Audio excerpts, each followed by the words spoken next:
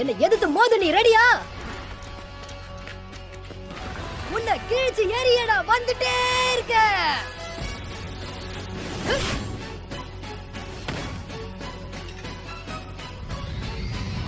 முதல்ல உன்னோட பேட்டர்ன்ஸ் தெரிஞ்சுக்கிறேன்.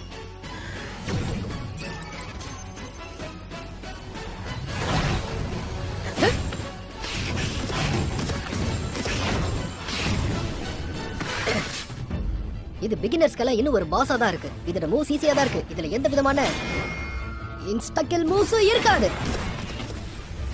இதுகிட்ட ஒரு அடி கூட வாங்காம என்னால தோற்கடிக்க முடியும். ஏன்னா என் மேல ஒரு அடி பட்டாலும் நான் காலி.